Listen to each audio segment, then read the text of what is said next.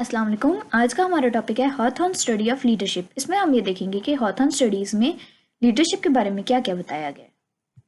सबसे पहले हम देखेंगे कि हॉथॉर्न स्टडीज़ किसने और कैसे कंडक्ट की हैं। उसके बाद 4 फेजेस देखेंगे जिनमें एक्सपेरिमेंट्स थे और उन एक्सपेरिमेंट्स के कंक्लूजन्स और उन कंक्लूजन्स से लीडरशिप के बारे में जो जो हमें सबक मिल रहा है वो सब कुछ हम इस प्रेजेंटेशन में देखेंगे। मायो और रॉटलिश बर्जर, ये हमारे पास 2 साइकोलॉजिस्ट थे जिन्होंने वेस्टर्न इलेक्ट्रिक कंपनी के हॉथॉर्न प्लांट पे काम करने वाले वर्कर्स पे बहुत सारे एक्सपेरिमेंट सीरीज में कंडक्ट किए थे।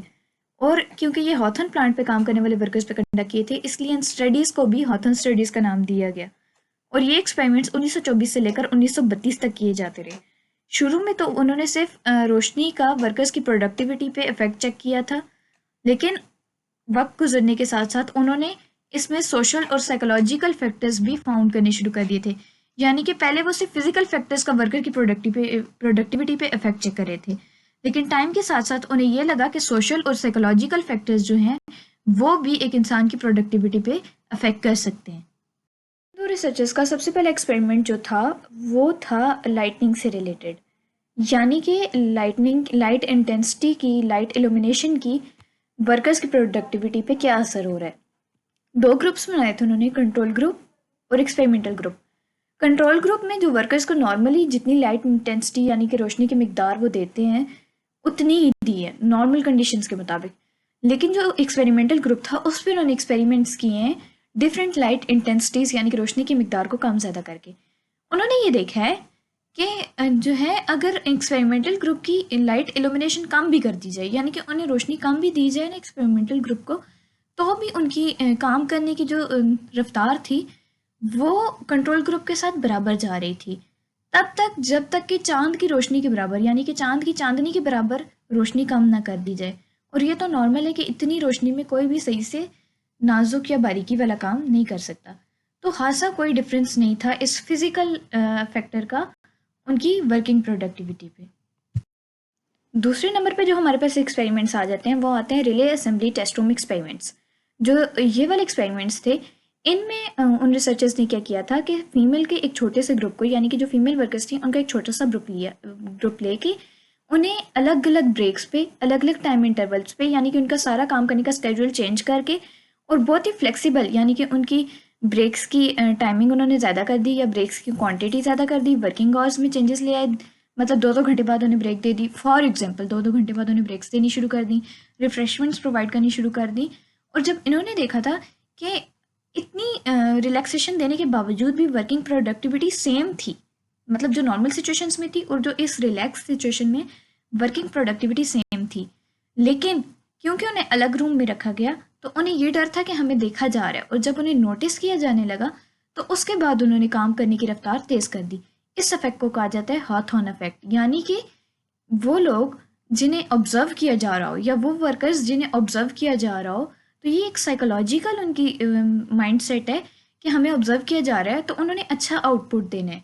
तो इस तरह से उनकी वर्किंग प्रोडक्टिविटी चेंज होने लगी।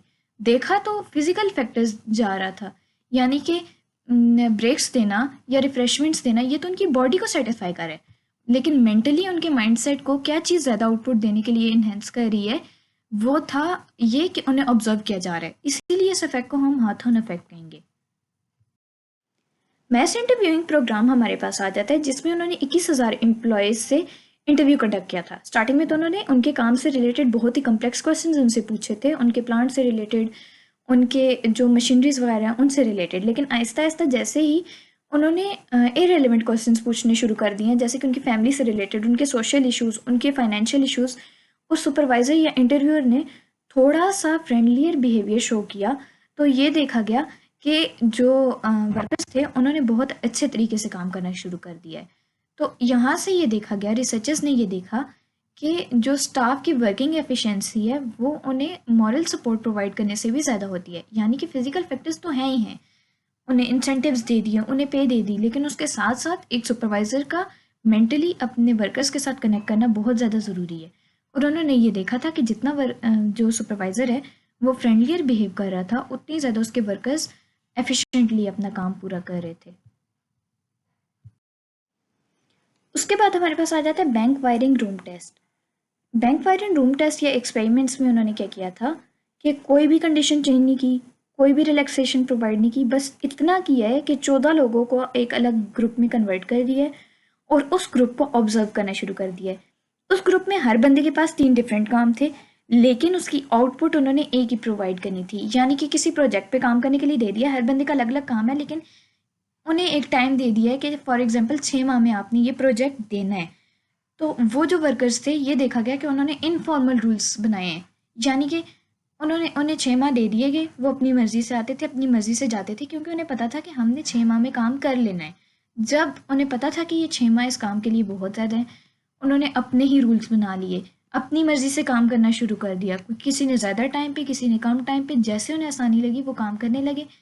इससे क्या हुआ कि उनकी आउटपुट तो इंक्रीज हो सकती थी, लेकिन उन्होंने इंक्रीज नहीं की। किस तरह से? कि उनकी जो पेमेंट है वो तो उन्हें 6 मंथ्स की ही मिलेगी। प्रोजेक्ट अगर वो टाइम से पहले कर देते हैं तो उसके बाद उन्हें टाइम से पहले पेमेंट मिल जाएगी और आइंदा प्रोजेक्ट तक उनकी पेमेंट उन्हें नहीं मिलेगी। तो यहाँ से ये बात पता चलती है कि ये एक सोशल फैक्टर है। सोशल फैक्टर है, उनका मेंटल सेटअप ऐसा था। उन 14 पीपल की अंडरस्टैंडिंग इस तरह की हो गई थी कि जब उन्हें पता है कि हमने 6 माह में ये काम पूरा करना है, तो उन्होंने अपने लिए खुद ही इनफ्लेक्सिबल रूल्स बनाने शुरू कर दिए। अब इन सारे एक्सपेरिमेंट्स से जो प्रोफेसर्स ने कंक्लूजन्स ड्रॉ की थी वो ये थी कि एक फैक्ट्री जो है वो टेक्नो नहीं बल्कि सोशल यूनिट भी है। यानी कि वहाँ पे सिर्फ टेक्नोलॉजी की मदद से ही काम नहीं किया जा सकता, उसके साथ साथ वहाँ पे सोशली भी लोग एक दूसरे से कनेक्टेड होते हैं। वो जो ग्रुप ऑफ पीपल है वो मेंटली, सोशली, साइकोलॉजिकली एक दूसरे से कनेक्टेड होते हैं और उनके सुपरवाइजर को इन सब चीज़ों का ख्याल रखना चाहिए। और एक ग्रुप में जो लोग काम कर रहे होते हैं एक साथ, उनकी आपस में बहुत ज़्यादा अच्छी बॉन्डिंग जब होगी तो प्रोडक्टिविटी इंक्रीज होगी। यानी वो एक दूसरे की हेल्प भी करेंगे, एक दूसरे से कंपटीशन के चक्कर में एक दूसरे को पीछे छोड़ने की नहीं सोचेंगे, बल्कि एक दूसरे को साथ लेके चलेंगे। और मैनेजमेंट को वर्कर्स के मसले भी समझने चाहिए, क्योंकि जब मैनेजर और जो वर्कर है उसके दरमियान एक सोशल बॉन्ड प्रेजेंट होगा, उन ग्रुप ऑफ वर्कर्स के साथ एक सोसाइटी, एक छोटी सी सोसाइटी क्रिएट हो जाती है। तो उनके दरमियान जितनी अच्छी बॉन्डिंग होगी उतनी ज़्यादा एफिशिएंटली वर्कर्स जो हैं वो अपना काम टाइम पे कंप्लीट कर देंगे। और सुपरवाइज़र का जो स्टाइल है वो वर्कर्स की एफिशिएंसी को बहुत ज़्यादा डिस्टर्ब कर देता है या बहुत ज़्यादा एफिशिएंट बना सकता है। और इसके साथ साथ उन्होंने ये देखा था कि प्रोडक्टिविटी जो है, यानी कि उनके काम करने की जो कुव्वत है वो ज़्यादा हो जाती है अगर हम वर्किंग कंडीशंस को इम्प्रूव कर दें। इम्प्रूव कैसे करना है? अगर हम उन्हें ज़्यादा पे नहीं कर सकते तो हम उन्हें मेंटली इंसेंटिव्स दें। यानी कि या तो उन्हें प्रमोशन दे दें, प्रमोशन भी अगर हम अफोर्ड नहीं कर सकते तो हम उनकी तारीफ़ कर दें, उन्हें कोई सर्टिफिकेट्स प्रोवाइड कर दें। ये मेंटल उनके लिए होगा, इंसेंटिव होगा। तो इस तरह के लीडरशिप स्टाइल से या सुपरवाइजिंग स्टाइल से वर्कर्स बहुत ज़्यादा एफिशिएंटली अपनी ड्यूटीज़ परफॉर्म कर सकते हैं।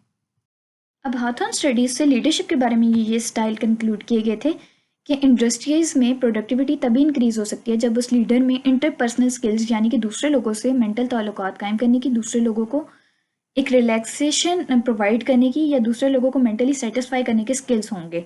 दूसरे लोगों के साथ कॉपरेट करके उनके मसलों को समझ के उन्हें मेंटल सपोर्ट प्रोवाइड करने की एबिलिटी एक लीडर में होगी, तभी वो अपने जो वर्कर्स हैं उन्हें साथ लेके चल सकता है।